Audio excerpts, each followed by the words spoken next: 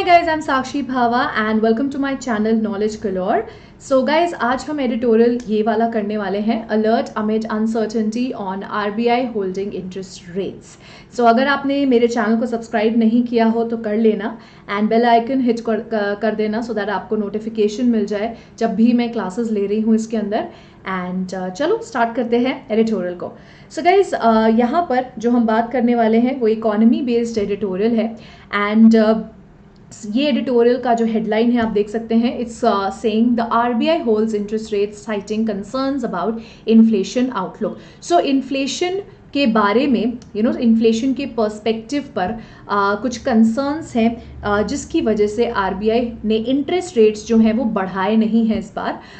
तो इसीलिए एक तरीके से अभी फिक्स रखे हैं, होल्ड किए हैं, क्योंकि इन्फ्लेशन जो है वो अपने टारगेट से ज़्यादा पहुंच चुका है. ओके, सो इन्फ्लेशन अभी हम देखेंगे एडिटोरियल में 6.1% पहुंच चुका है, जो कि उसके टारगेट से काफ़ी नहीं, बहुत जो बोला था 0.1% उससे ज़्यादा है. ओके, चलो बिगिन कर रही हूँ मैं एडिटोरियल को. The RBI has prudently decided to keep its powder dry for now, citing the extreme uncertainty that characterizes the current outlook for inflation and economic activity. So, वो कह रहे हैं कि आरबीआई जो है उसने प्रूडेंटली, बहुत ज़्यादा प्रूडेंटली ये डिसाइड किया है. प्रूडेंटली का मतलब होता है कॉशियसली डिसाइड किया है to keep its powder dry. So to keep your powder dry का मतलब होता है बहुत ही फूक फूक कर कदम रखना एंड इस बात के लिए रेडी रहना कि कुछ भी गलत भी हो सकता है for now. So that is what RBI has in mind, मतलब बहुत ही कॉशियस एटीट्यूड है. Citing the extreme uncertainty that characterizes the current outlook for inflation and economic activity. So obviously जो current perspective है, जो current scenario है inflation और economic activity को लेकर, तो उसमें उन्होंने कहा है कि अभी बहुत ज़्यादा साइट करने का मतलब होता है रेफ़र करना. तो वो रेफ़र कर रहे हैं कि यार अभी इकोनॉमी में बहुत ज़्यादा अनसर्टेनिटी है, तो हमको बहुत ही फूक फूक कर कदम रखने हैं and we need to be prepared for the worst. Observing that the unprecedented shock from the pandemic has left the economy stressed. सो इस बात को ऑब्जर्व करते हुए कि जो अनप्रेसिडेंटेड शॉक मिला है ना इकोनॉमी को, अनप्रेसिडेंटेड का मतलब होता है अनपैरेलल्ड, मतलब ऐसा कभी भी नहीं हुआ है ऐसा कभी शॉक नहीं मिला है. तो पैंडमिक से इस तरह का शॉक जो इकोनॉमी को मिला है, तो उससे इकोनॉमी एकदम स्ट्रेस्ड पोजीशन पे है. स्ट्रेस का मतलब इकोनॉमी को स्ट्रेस नहीं हो गया है, बट इकोनॉमी जब ग्रो नहीं करती है तो वो एक स्ट्रेस्ड पोजीशन पे है, राइट. एक लो लाइंग एरिया में है, लो लाइंग पोजीशन पर है. The RBI said that while the Monetary Policy Committee recognized the primacy of supporting a recovery, it was necessarily mindful of its inflation targeting mandate. अब ये inflation targeting mandate क्या है वो मैं आपको यहाँ पर जब आएगा ना तब बताऊंगी. तो वो बोल रहे हैं कि the RBI said that while the Monetary Policy Committee recognized, primacy का मतलब होता है importance. So Monetary Policy Committee ने बिल्कुल उसकी importance को recognize किया है कि एक रिकवरी हमको बिल्कुल एक रिकवरी अपनी इकोनॉमी में सपोर्ट करनी चाहिए. एक रिकवरी के लिए हमको बिल्कुल एफर्ट्स लेने चाहिए. तो रिकवरी के लिए एफर्ट्स लेने के साथ साथ उनको ये भी इस बात के लिए वो माइंडफुल है. माइंडफुल का मतलब होता है अवेयर होना इस बात के लिए, इस बात की भी कंसर्न करना कि हमारा जो इन्फ्लेशन टारगेटिंग मैंडेट है वो क्रॉस हो चुका है. मतलब हमने जो इन्फ्लेशन का टारगेट रखा था उसको वो क्रॉस हो चुका है. तो अब हम इंटरेस्ट रेट को ऐसे नहीं कर सकते जिसकी वजह से इन्फ्लेशन और ज़्यादा बढ़ जाए. ओके, सो वो कह रहे हैं कि अभी हाँ हम जानते हैं, आरबीआई कह रहा है हम जानते हैं रिकवरी को सपोर्ट करना बहुत ज़रूरी है, बट हम ये भी बिल्कुल हमको हमारी रिस्पॉन्सिबिलिटी है कि इन्फ्लेशन जो है उसको भी हमें कर्टेल करना है. The picture on prices is clouded by many uncertainties. So picture on prices का मतलब होता है जो सिनारियो है भाई, जो आपके prices of goods and services है उसका scenario it is clouded by many uncertainties. Clouded का मतलब होता है कि एक तरीके से उसके जैसे कहते हैं ना दुख के बादल, राइट, वैसे ही यहाँ पर अनसर्टेनिटी के बादल छाए हुए हैं प्राइसेस सिनारियो पर. मतलब कि भाई किस गुड एंड सर्विसेज का किस तरह से प्राइस होगा, तो उस पर एक तरीके से हम कह सकते हैं कि अनसर्टेनिटी के बादल छाए हुए हैं कि क्या हो जाएंगी प्राइसेस, पता ही नहीं है.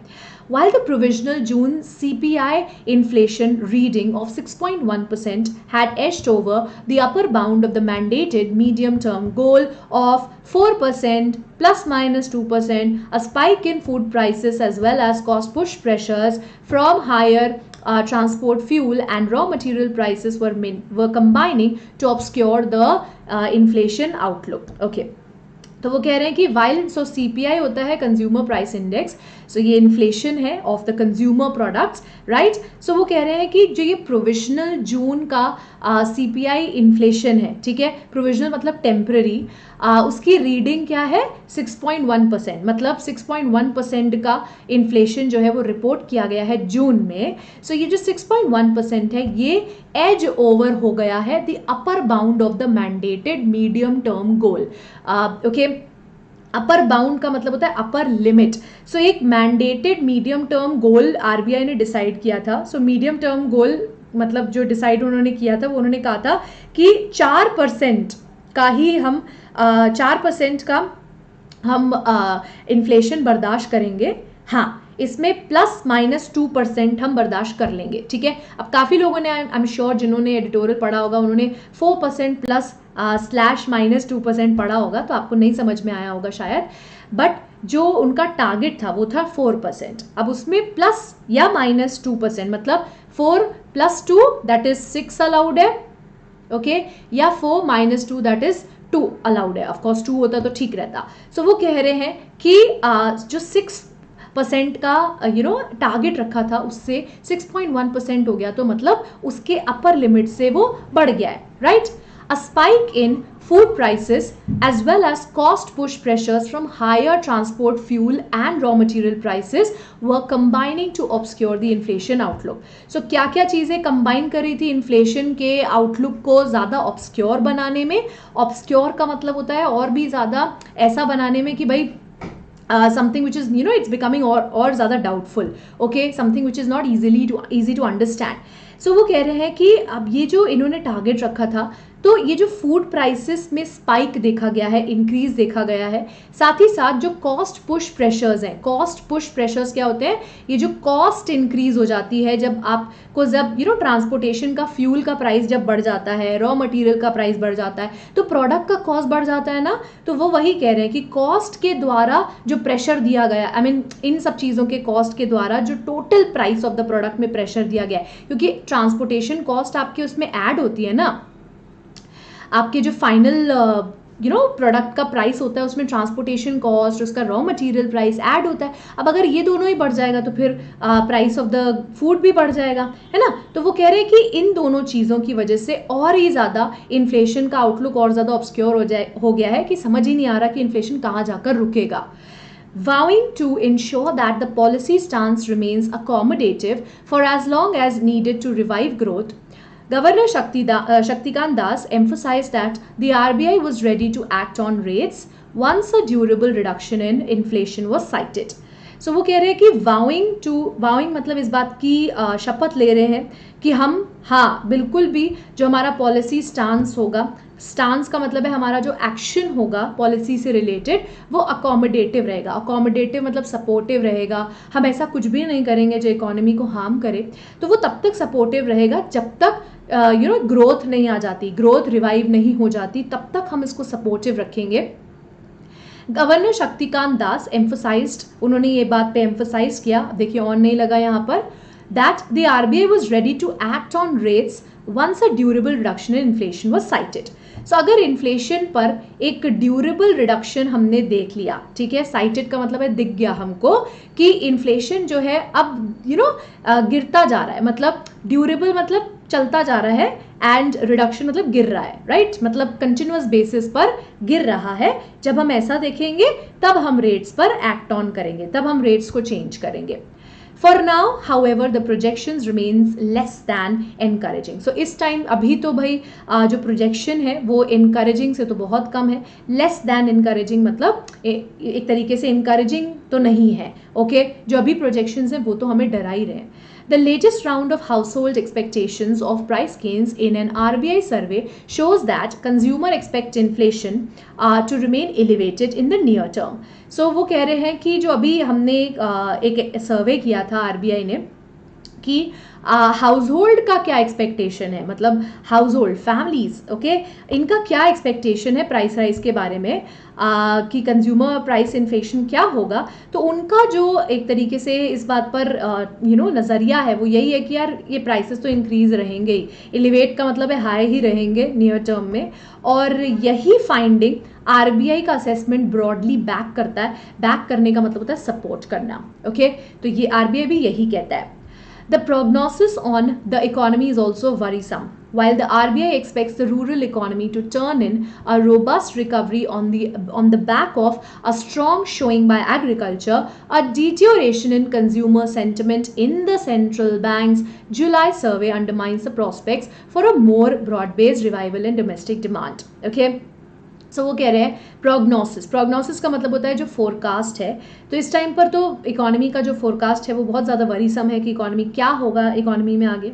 While the RBI expects the rural economy to turn in a robust recovery, so turn in का मतलब होता है achieve, okay, so while RBI ये बात एक्सपेक्ट कर रहा है कि रूरल इकोनॉमी तो robust recovery, robust means very strong recovery achieve कर लेगी अगर वो एग्रीकल्चर में एक स्ट्रॉन्ग परफॉर्मेंस शो करते हैं, ऑन द बैक ऑफ का मतलब होता है इसके बल पर, ओके, अगर एग्रीकल्चर में एक स्ट्रॉन्ग परफॉर्मेंस शो कर देता है रूरल इकोनॉमी तो उनको तो रोबस्ट रिकवरी मिल जाएगी, ठीक है। पर क्या हो रहा है, a deterioration in consumer sentiment in central banks July survey undermines the prospects of a more broad based demand in revival in domestic demand. So domestic demand, so of course rural economy में तो वो कह रहे हैं कि चलो agriculture अच्छा कर गया अगर तो इनको तो मिल जाएगा इकोनॉमिक रिकवरी, है ना, पर डोमेस्टिक डिमांड अगर हम अर्बन एरियाज की भी बात करें तो डोमेस्टिक डिमांड में एक तरीके से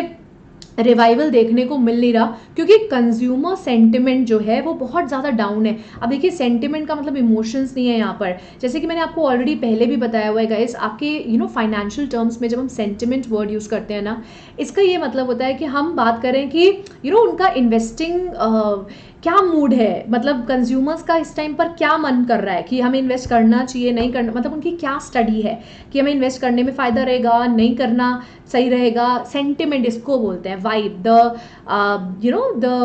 the urge to invest, put your money, so that is called sentiment over here, right?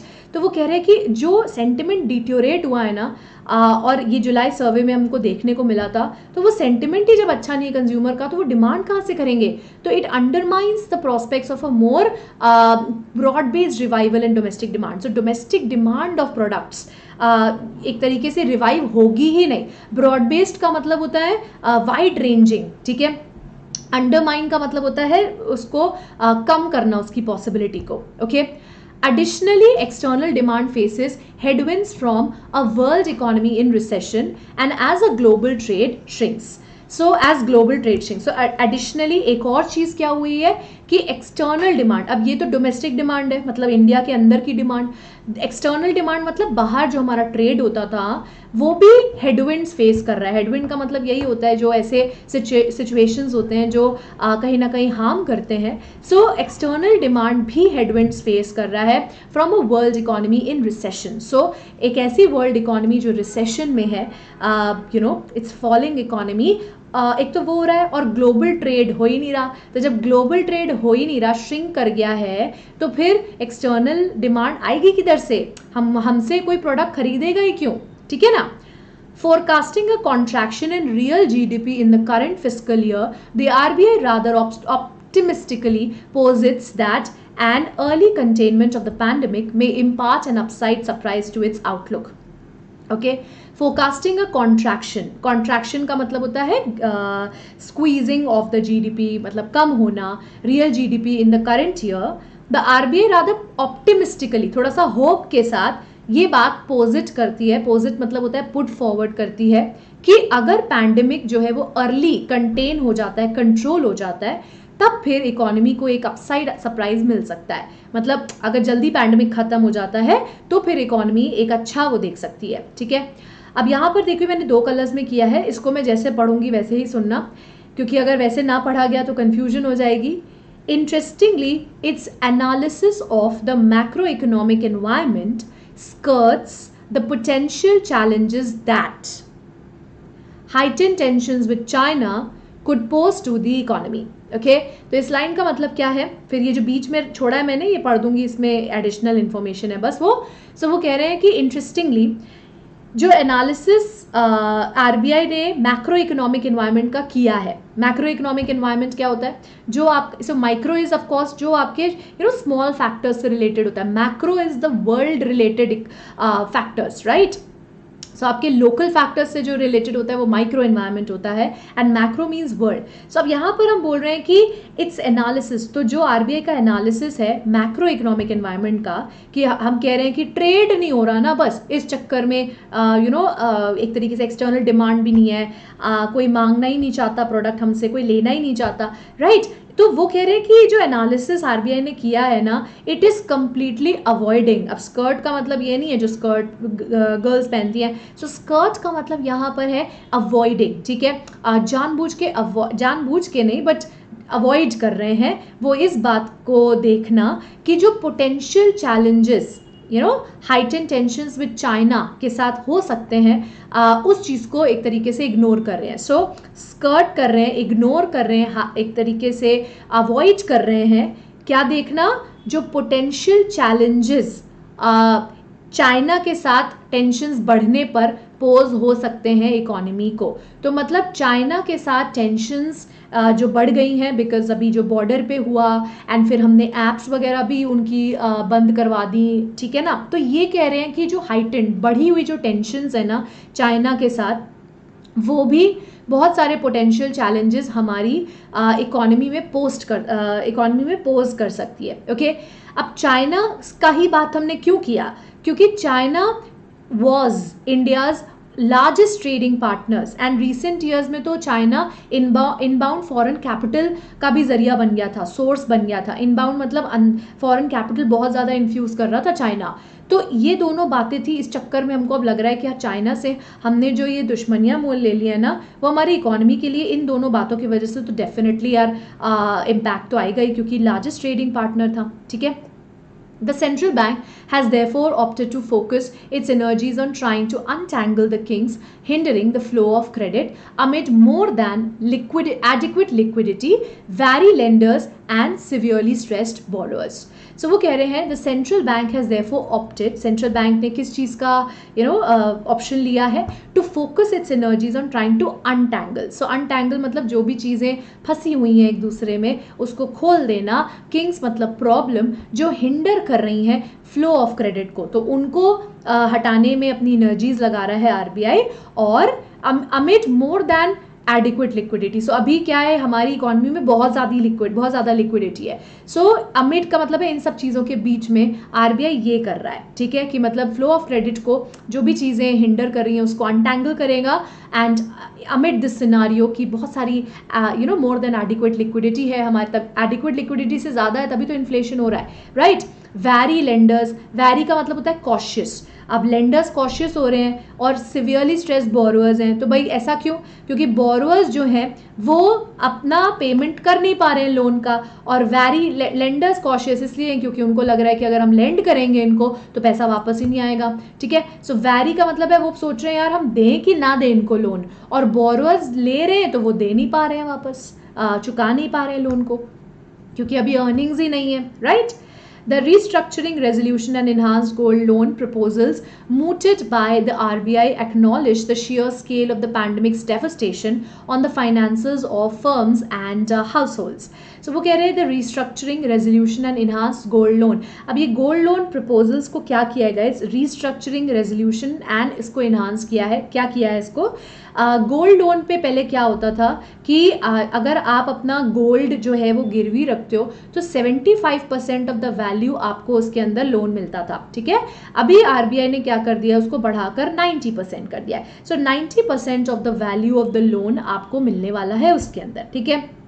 अब ऐसा क्यों किया है उन्होंने, ताकि जो उनके पास आइडल मेटल रखा हुआ है, ज्वेलरी रखी है, उससे ऑफ कोर्स वो लोन ले सके। ठीक है, तो ये जो चीज़ें चेंज करी है ना, ये जो रेजोल्यूशन किया है, रिस्ट्रक्चर किया है गोल्ड लोन प्रपोजल को, जो मूटेड है बाय द आरबीआई, मूट का मतलब होता है प्रपोज करना बाय द आरबीआई, तो ये जो चेंज किए हैं, the changes acknowledge the share scale of the pandemics devastation, कि भाई कितना ज़्यादा इम्पैक्ट आया है फर्म के फाइनेंसेस में, हाउस होल्ड के फाइनेंसेस में, तो उसमें शेयर स्केल और उसका प्योर स्केल, द मैग्नीट्यूड कि कितना डेवस्टेशन किया है, तभी तो आरबीआई को ऐसा करना पड़ा कि गोल्ड लोन प्रपोजल को चेंज करना पड़ा कि चलो अब 75% नहीं 90% ले लो। Okay, the onus now is on government Das to ensure that the stability of the financial sector safeguarded even as long terms are reset to protect otherwise viable businesses. So onus जो है वो अब किस पर है, governor दास पर है। Onus मतलब रिस्पॉन्सिबिलिटी, कि उनको फाइनेंशियल सेक्टर की स्टेबिलिटी को इंश्योर करना है, उसको सेफगार्ड करना है, even as loan terms are reset. Of course loan terms को आप फिर से रीसेट करो, रीसेट करने का मतलब होता है जैसे रीस्ट्रक्चरिंग करी गोल्ड लोन स्कीम की, to protect otherwise viable businesses. Otherwise वो बिजनेसेस अच्छे खासे फीजिबल होते हैं, प्रैक्टिकल बिजनेसेस हैं, अच्छे से चलते हैं, बट अभी पैंडेमिक की वजह से क्रैश क्रंच आ गया, उनको पैसे नहीं है, तो उनके लिए हाँ स्कीम्स में चेंजेस लेकर आ रहा है RBI. Any harm to financial stability risks undermining the economy as a whole. So यहाँ पर रिस्क जो है वो वर्ब की तरह यूज हुआ है, अगर आप यहाँ पर ब्रेक नहीं दोगे तो आप इसका मीनिंग नहीं समझ पाओगे। तो वो कह रहे हैं कि कोई भी हार्म अगर फाइनेंशियल स्टेबिलिटी को किया जाता है तो ये बात बिल्कुल रिस्क कर देगी हमारी इकोनॉमी को एज अ होल, अंडरमाइन कर देगी of course the economy as a whole. ठीक है, so this is your editorial, I hope समझ में आ गया हो। I would have taken a live session on this guys, but as you know how many times of course will I reiterate this fact. So चलो जो exercises मैंने आपके लिए प्रिपेयर की थी, आप उसको वीडियो को पॉज करके आप इसको अटेम्प्ट कर सकते हो, right. So I am just numbering it for you. I am assuming कि आपने वीडियो को पॉज करके इसको अटेम्प्ट कर लिया होगा। तो यहाँ पर जो गलती मैंने आपके लिए बनाई थी वो है mindful of, not mindful to. Okay, so यहाँ पर मैं आपसे of course, so let's see, yes, okay, so video को पॉज करके you can answer yourself, try and find where is the error. मैं आपको बता देती हूँ कि कहाँ पर मैंने एरर प्लांट किया है आपके लिए। सो गाइस, जब आप हाउस होल्ड, जैसे यहाँ पर आपने प्लूरल दे दिया है, तो जब प्लूरल देते हैं तो हम सिर्फ अपॉस्ट्रोफी लगाते हैं, ये पोजेसिव केस का रूल होता है। Now I really wanted to ask you in person कि इसका पार्ट ऑफ स्पीच क्या है। सो वीडियो को पॉज करके अटेम्प्ट कीजिए। आई नो कि आप यही वोट क्या मतलब मैसेजेस कर रहे होगे, प्रेजेंट पार्टिसिपल, कुछ लोग कह रहे होंगे Geraint. So of course yes, answer उन दोनों में से ही है, क्योंकि हिंडर जो है वो वर्ब होता है एंड किंग जो है वो नाउन है। सो यहाँ पर ये प्रेजेंट पार्टिसिपल का काम कर रहा है। मैंने आपको बताया था किंग का मतलब होता है problem, and problem is a noun. So present participle है ये, क्योंकि ऐसे किंग्स जो हिंडर कर रहे हैं, हम ऐसा बोलना चाहते हैं। ठीक है, so that is it guys from my side. Thank you so much for watching, and thank you so much for cooperating so much. I will definitely resolve the issue as soon as possible. Monday ko of course I'm doing the same. Hopefully we will meet in a live session on Saturday, on next Saturday. So अगर video अच्छी लगी तो like कर देना, share कर देना अपने friends के साथ। Thank you so much. Bye bye guys.